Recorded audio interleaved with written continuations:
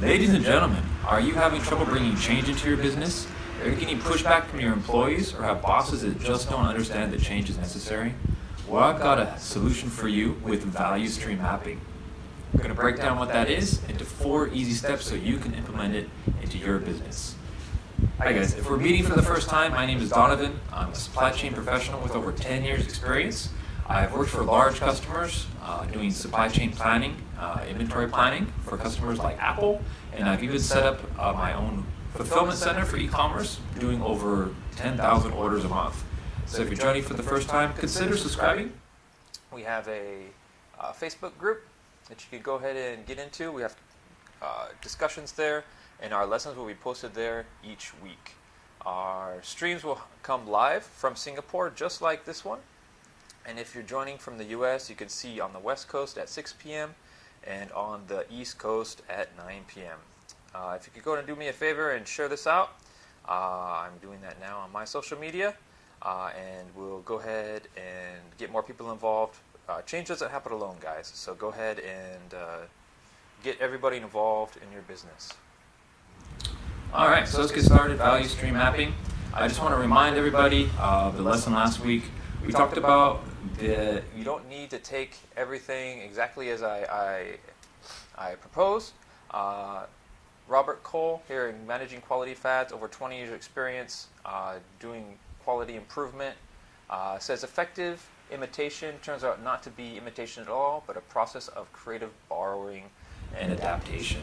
So all you need to do is kind of take the concepts that I'm presenting to you, apply them to your business, how they work. I'm going to be going through some very strict procedures. Don't need to apply them strictly. Apply them how they work for your business, okay? Now, value stream mapping, we talked a little bit last week, is a method to do what you want to implement. So we went over some concepts, some improvement processes. This is what to do to implement those improvements. So it's just a procedure. So we're going to go through those procedures today. We decided to break it down into 3 levels. So last week I asked you to look at your company and your function level. And today we're going to dive down into that process level, so a little bit deeper, get into the nuts and bolts. And then what we like to do value stream mapping for is because it eliminates the internalization and the resistance. So a lot of times people will get asked about their process, their function in the business, what they're doing, and they get defensive, right? They think they're doing something wrong. What value stream mapping does is take the focus off the person, puts it onto the process itself, and allows the person to be open and honest about what they're doing, the problems they're facing, and then with that, the process can be improved. So we're going to go through that now. So we're going to take a look. What we'll be doing for this lesson is we're going through the items lined out in mapping the total value stream. Now they talk about these maps can enable everyone, management, the workforce, suppliers, and customers to see value, to differentiate value from waste, and to create a plan of action for waste elimination. So that's what we're talking about. It takes the focus off the person, puts it onto the process so you can eliminate that waste. So we're going to get started. Before we do, make sure you share this and don't miss the next lesson. We're going to go ahead and take questions at the end. So if you have any questions, go ahead and drop them down into the comments, and we'll go ahead and take a look at that at the end. We'll take some time out and do that for us, okay? Alright, so I'm getting that started now. Alright, so first up, we're going to be talking about last week's lesson. We have to take a look at the company level. We have the company there in the center, and you want to take a look at your customers coming in, and the suppliers, and the services that you're using. So the idea is to break your customers down, not 1,000+ customers that you have, but break it down into the types of customer clusters. So if you have customers for e-commerce, you have customers for distribution, customers for retail, customers for a certain product that you have that are quite common. Break those customers down, see how those orders feed into your company, and also what suppliers and service providers are helping you with those orders. So taking a look at that, for an example, we have retail stores as one customer and a web store as another customer. So retail stores tend to order larger quantities, web stores tend to order smaller quantities, so those may be different processes in your business. Looking on the other side with your suppliers, we have technology providers like your WMS. You can have suppliers such as a carton box supplier, a label supplier, and then a service provider like doing third-party deliveries. So go ahead and take a look at all those people that are providing services to your business. They're going to become important later on. For today's lesson, we're going to be taking a look, making sure that we're focusing on the processes involved. So behind the web store, there's single picks. That's going to be most of your process is single picks. But for retail stores, you may have case pick plus single picks as an example. So retail stores is using the same process as the web store. So we're going to take a look at the process. You want to make sure you map that process and not just the customer. So take a look back at your customers again. Make sure you have that straight. We talked about last time the function level. So we have the whole general process laid out. We'll do, I think, receiving today as some examples of that detailed process we're going to get into. So value stream mapping. It's a great training tool and sales tool. So if you're bringing new people on board, or if you have customers coming in and you have all the visuals set up that we're going to go through later, customers are going to like that process improvement is happening in your business. It means your business is improving, it means your business is growing.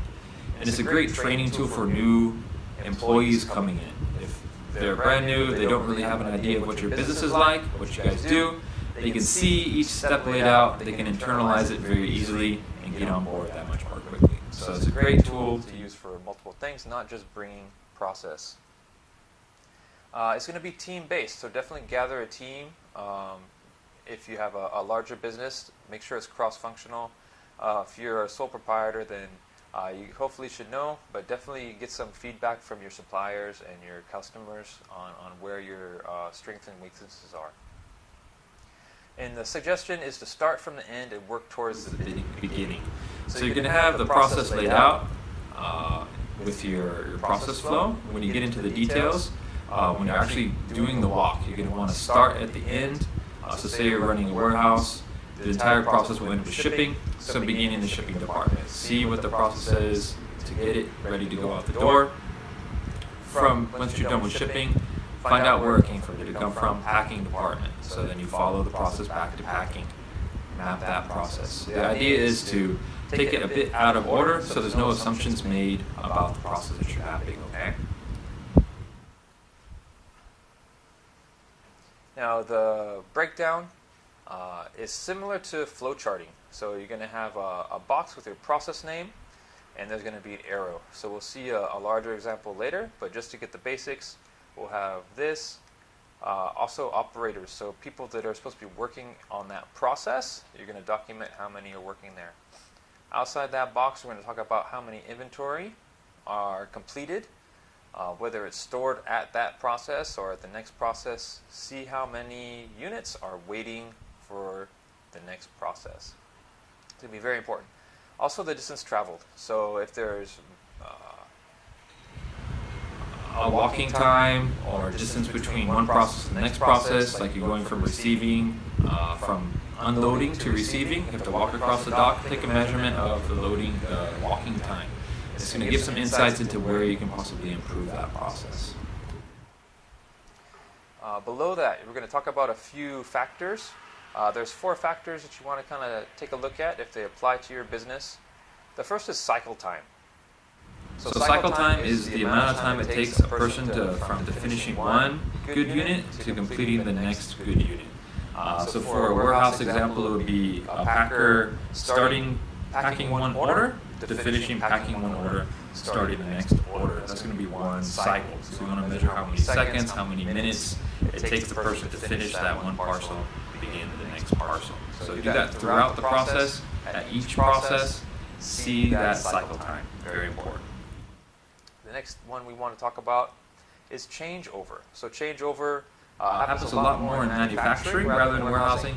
It's where you have one line doing one product, and you want to change the product line to do something else. So maybe you're printing out red, and then you want to change to start printing out blue. How long does it take to change that color, get that line running again? So that's changeover time. So see if that applies to you. If it doesn't apply, then you won't take it into account. Next one is uptime. So uptime has to do with how much that machine is actually working. So if you go to that machine and it's completely down, it needs repair, then that's going to be down. Right? So every time you go to it, you want to count, okay, this time I go to it, it's down. It needs repair, so a person comes to repair. If it's up, then it counts as one up. So get an idea of every time someone wants to go to use that machine, what is the uptime? So next is availability percentage. So is this similar to uptime? But don't get confused. Availability is if a machine is shared for the same process.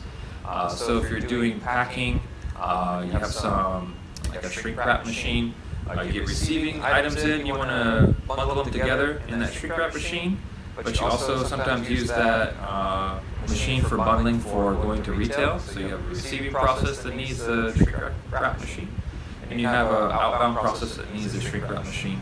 How much availability is there? Is there 20% of the time it's used for receiving? 80% of the time it's used for outbound? That's where you want to break it down to see how much that machine is used for each process. It'll become important later as we see our processes. So those are 4 suggested things to take a look at. Not necessarily going to apply to your business, but cycle time is the most important. Definitely want to take care of that. The others are suggested to kind of improve. Okay, so this is an example of a value stream map. We have some things that we're going to take a look at. We want to see the major flow. The main flow is going to start at the beginning and move directly through the process. So don't worry about any secondary tasks that need to be done, things that are done in tandem. Just do the primary process first. When you finish the primary process, then go ahead and take a look at those secondary processes. We're going to map those in. I'll make an easy way for you to do that later.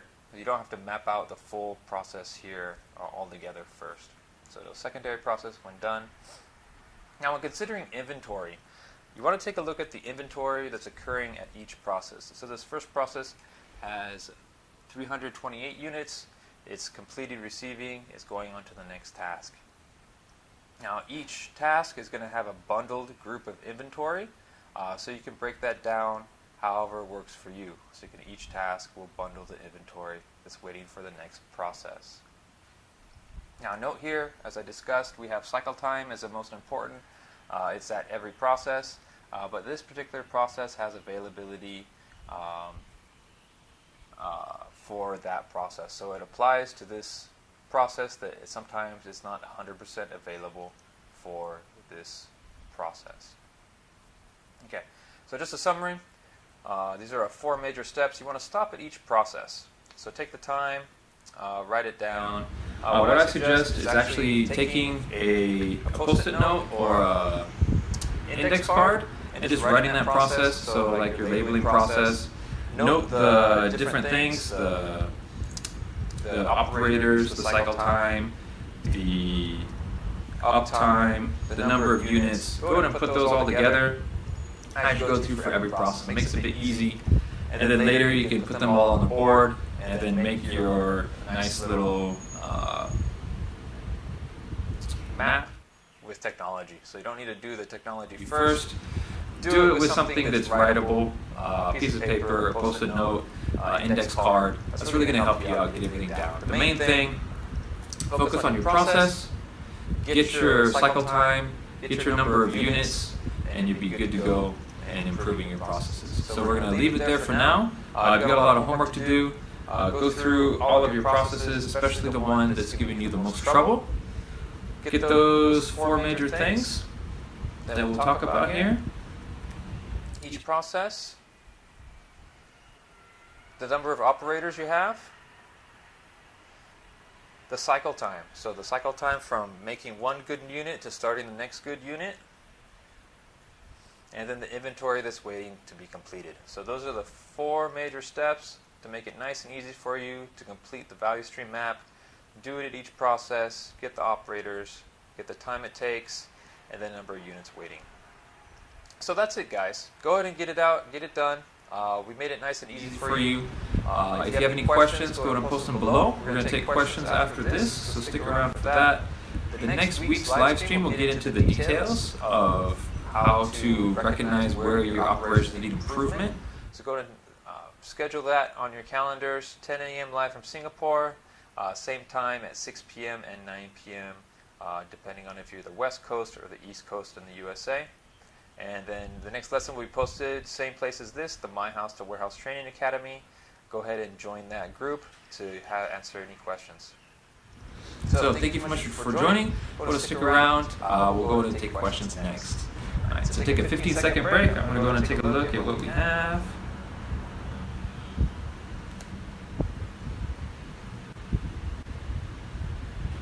Okay, just loading up.